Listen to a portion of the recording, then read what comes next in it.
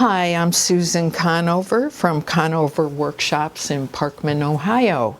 And today I'm going to show you how I tie on to my front tie-on bar. The tie-on bar does need to be this shape. A round tie-on bar will not work. The knots slip. This is a wool warp. This method works ideally for wool as well as silk, linen, tencel, cottons, etc., cotton. And my warp is a Harrisville Shetland wool, and it is set at 12 ends per inch, and all of my warp, once it was threaded, is bundled in 1-inch sections.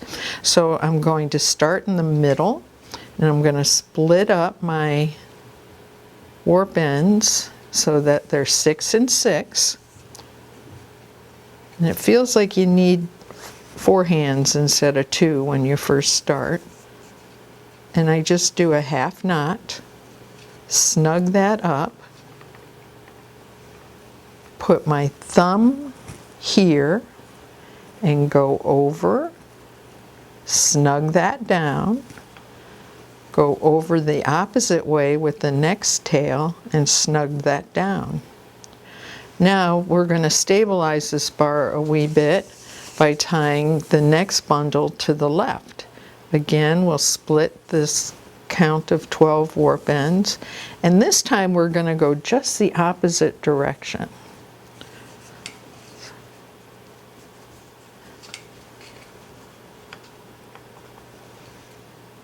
I'm going to put my thumb there, go over, go over. Very nice. Now, I'm going to adjust my tension. It's not brutal force, but it's nice and taut at this point.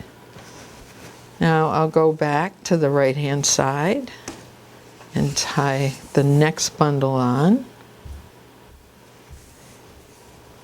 Again, going over here, over this bar, and then under, because I'm working on the right-hand side. And snug it up, put my thumb there, go over, snug down, go over, snug down. I'm going to go to the left-hand side, do the same thing. And then I'm going to work back and forth until the entire warp is on, nice and taut. And before I do anything else, I'm going to do one click on the tensioning device. So I'll see you in a few minutes once I get this all tied on. So here we are tying on again, snugging up. Snugging up, and I'll adjust the tension, and once you feel complete resistance, stop tensioning. You don't want to break your loom or the warp.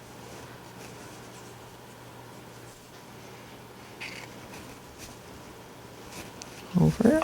Put my thumb there, go over, snug down, go over, snug down. And I'll do one more on the left-hand side, and then we're halfway there.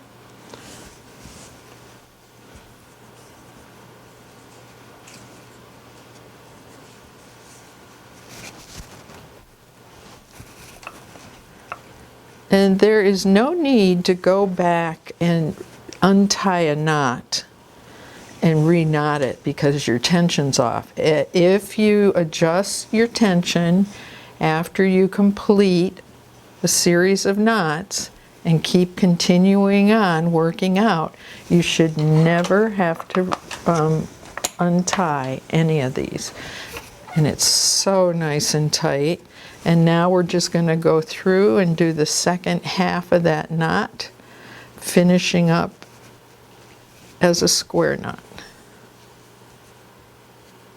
and I go all the way across. Okay, we're all tied on, nice tension.